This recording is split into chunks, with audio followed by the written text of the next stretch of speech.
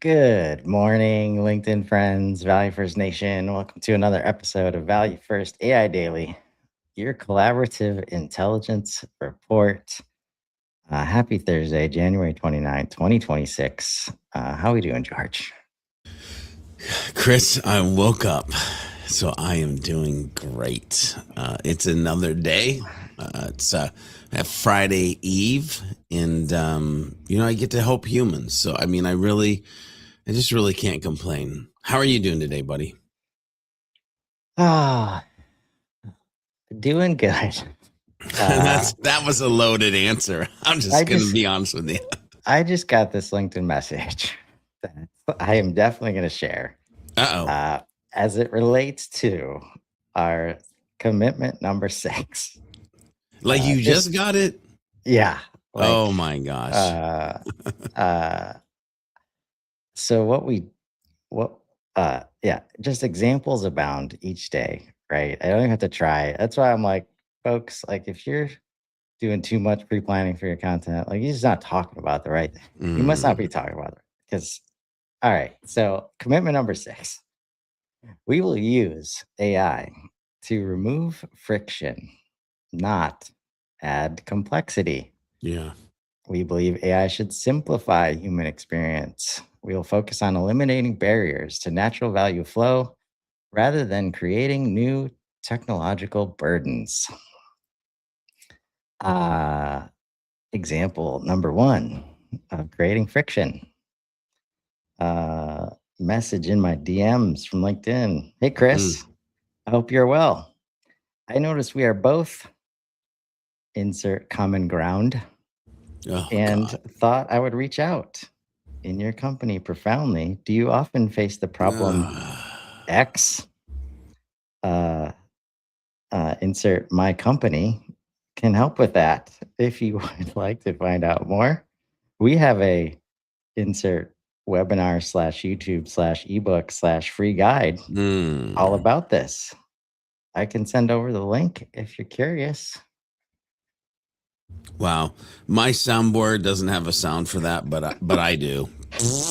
That is the worst one I have experienced. Man. And obviously we got things like that prior to AI. So that's example number 1. Example number 2, which this was going to be number 3, but I can't remember number 2 right now. This video, and I actually forgot to share my screen with sound. So we're going to watch this because Mr. Rand Fishkin. Nice. It speaks to the topic for sure.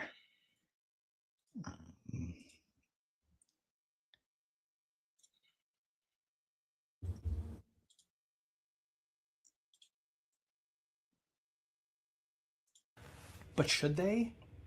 Here's a very important question. If something terrible happens and you need to ask what are the best cancer care hospitals on the West Coast, Google AI or ChatGPT or Perplexity or any of the others will give you an answer. There's City of Hope and Fred Hutch and UCSF. But did you realize that if you ask exactly the same question again and again, you will get a different answer every time? Not just how the AI answers, but which ones they choose to put in what order on the list, how they frame and phrase them. This is a completely different answer than what we just saw a second ago. And it is the subject of some really important research about AI consistency that we have put together at SparkToro with help from my friend Patrick at Gumshoe. I want to show you some of the charts and graphs that we put together by asking this question and asking hundreds of people that we recruited and surveyed to run the same prompt over and over and over again. The variety of responses that you get is astounding. It is as diverse as what I just showed you in Google AI, where first they gave me a list of 4, and then they gave me 10 plus. And so I built a bunch of graphs to show off exactly what this is. These pink dots on the scatter plot, that's showing the average number of mentions per response. So When it came to cancer care hospitals, right, cancer hospitals, you can see that the average number of mentions from Google AI was over 8. But when we were asking for LA Volvo dealerships to ChatGPT, it was only 3 on average. And the number of unique answers that you get in these, 211 answers from 99 responses for sci-fi novels, but only 9 Volvo dealerships across 83 responses in the data set. So it can just be all over the place. This, I think, is the slide that tells the story the best. If you want to get 2 answers that are exactly the same, you would need to ask, on average, Google's AI 124 times to get the same list. And if you wanted that same list in the same order, it would be even more. In fact, 3 times as many. For Claude, you'd have to ask more than 1,400 times in order to get the same list of responses in the same order on average. And I don't think people understand this. I don't think users understand it. And I definitely don't think marketers and brands that want to track their results understand it. If you are pitching AI tracking services, or someone is pitching it to you, you need to understand this response consistency. This is a big issue of trust, and it's an issue of how to measure it. The visibility of different results is so variable that we cannot trust 1 run, 2 runs, even 5 or 10 runs of the same prompt. You need 100 plus to be able to get a truly representative measure of how you're performing for a particular prompt consistently. And this data tells a very compelling story about exactly that. There is a whole bunch of detail in the report. But before I let you go, I just want to bring up one more critical thing, because you might be thinking to yourself, okay, Rand, I can see how, maybe City of Hope was in a ton of these responses. I recognize it was in only one of the 2 Google responses that we just looked at. But on average, there is a way to see visibility. If you've been paying attention, though, you're probably thinking to yourself, wait a minute, Rand, this is for exactly the same prompt run hundreds of times by a panel of users. What if those prompts aren't always the same? And you're absolutely right to ask that. Absolutely right to ask that, because do 2 people ever use the same language when running an AI prompt? We asked people to pretend they were trying to find the best headphone options for a gift to a family member. And the list of responses that we got, 142 different ones, every single prompt was different. In fact, it was so different that I created this semantic similarity heat map using pairwise correlation, which is a sort of scientific measure of the difference between 2 pieces of text. Similarity is like Kung Pao chicken and peanut butter. Yes, core ingredients are similar. Yes, they're both food. Yes, you can eat them. Yes, they're both served in the United States, but not really the same at all. And so this led us down this wormhole of asking more questions, doing more research, and figuring out exactly the answer. And our conclusions are that AIs almost never give the same brands or recommendations. They almost never give the same list in the same order. These tools are probability engines. If you want to measure AI responses and your position in them, it is reasonable to do so with that sort of dartboard-like pattern of visibility percentage, assuming you're running the reports often enough and many, many times over. But if someone's giving you your ranking position in AI, that is complete baloney. And if they're expecting that every human being is crafting prompts similarly, that is total crap too. The results change dramatically depending on what exactly you ask. And so that semantic similarity metric has to be in there to be able to do it. Now, to bookend, right? Like,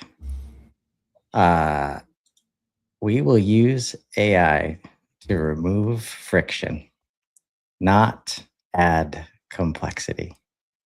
And this video finally put words and visuals to what I've been thinking all along as people tried to switch from SEO to AEO. Mm. Like, do you want to do all of that work or trust somebody else to do it for you, or remove friction in other places? Like, It's interesting because my brain went a couple different places during that clip. I love Rand, by the way, and I've loved his work in the world of SEO and Whiteboard Friday and all the things. Even got to meet him at Inbound one year, which was fun. But like,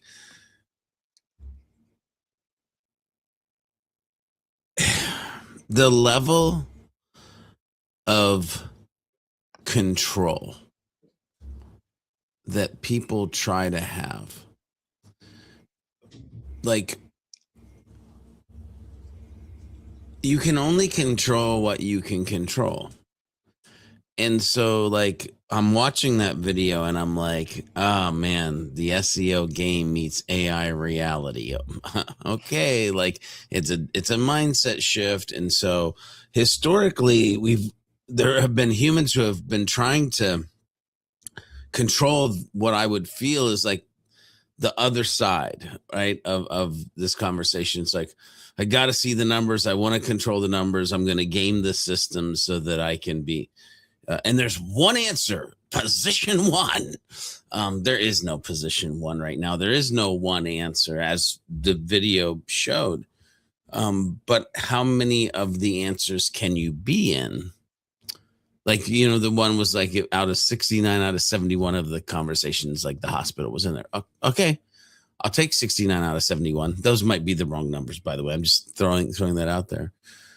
I feel like, Chris, the only thing you can control is what you produce. The only thing you can control is the amount of value you want to give. And the only thing that I think that you can trust is the more you create and the more value you give, the more of those random answers you're going to be a part of. I'm terrible. Like, I'm a marketer.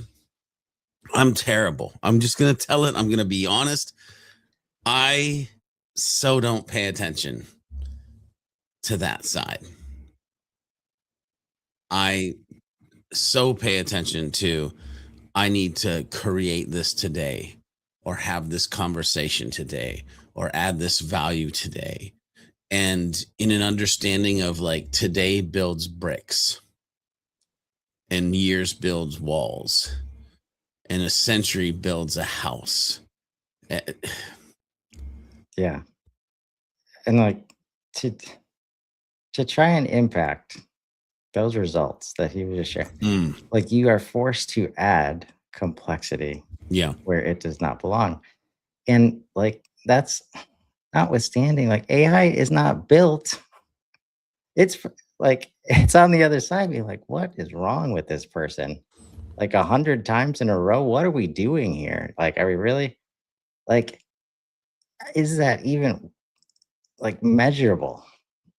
Right? Like, it's that representing any real world scenario that's going to happen, like, ever, right? Like, and that's where I get it. We want to be able to measure stuff, but I mean, I'm with you, George, in terms of like, show up in a valuable way as often as you can, with as much value as you can. And AI is built to serve that value up. Yeah.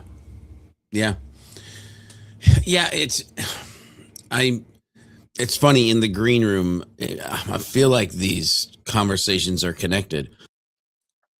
In the green room, Chris, I mentioned, I can't wait until maybe we reach a time in our life where we're not bound to the constructs of time, because time and calendars they're man-made. They're man-made.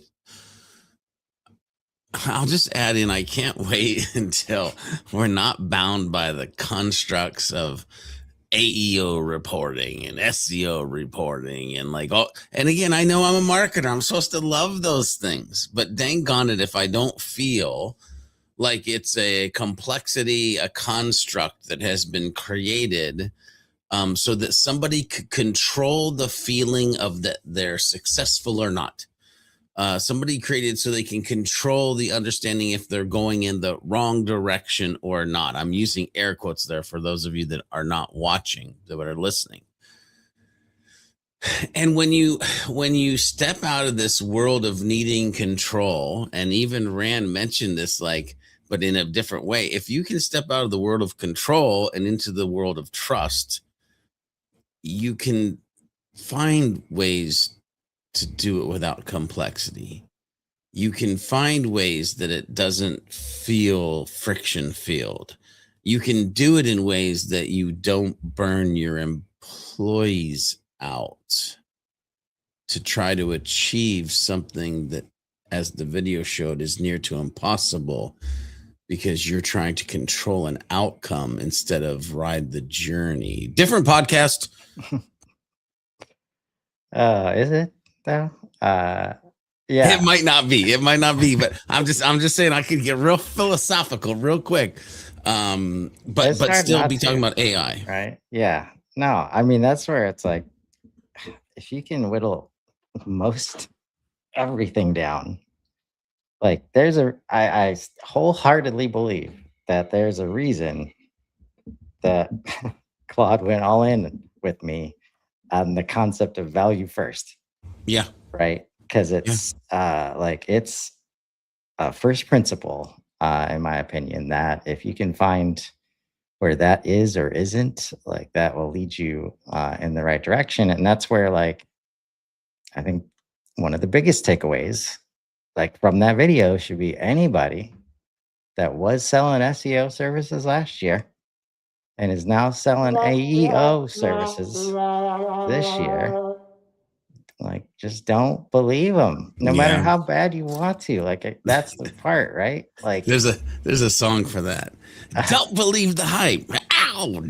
Like, come on, just back off of it. Like, the amount of people that I've had ask Chris, what do you do at AEO? And I have some things that I do, but I'm like, I know what they're asking when they're asking that. Right. And I'm like, I'm not going to give you the answer that you want to hear, by the way. Yeah. Yeah. They don't want to hear it show up as a whole ass human every day with value. Yeah. Like, and that's don't where, get me like, wrong. There's some technical things. There are some technical things that you could, like, if you haven't checked out, for those of you that aren't like coders and could build this yourself, because by the way, literally at spiritualsideofleadership.com, I built in the JSON, like AI, push a button and it does it for me. But if you're on HubSpot and you're not technical, if you haven't checked out Super Schema, which is from Kevin, who also does like the clean theme, if you haven't checked that out, like, that's a technical thing you can do. But it's only a technical thing you can do if you've been showing up as a whole ass human, creating content and value to the world. Like, right. But also, like, the work, like, this requires work and attention and effort, right? That often gets in the way. Like, I get what you're saying here, Chad. But what's also, like, true is, will AI need any of this stuff by the end of the year? There's a good chance it won't, like, because it can infer.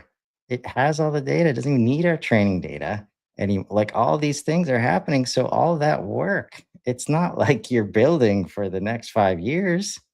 And do you really want to? And if you can understand that's where it's going, and that it's just going to be able to read the feeds and read, like, especially when you get to the social content, right? The Reddits and the LinkedIns, the stuff you definitely don't have any control over.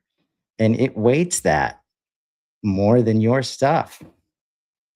Like, the signs point to, like, value first. Honestly, that's what they point to. It's funny that you bring up, like, how Claude went all in with you for value first. and you're like first principles. I feel very much the same way with Superhuman Framework. Like that whole time of my life when that was getting baked out and built out, and like I was dissecting it with different like HR and marketing and sales and faith driven.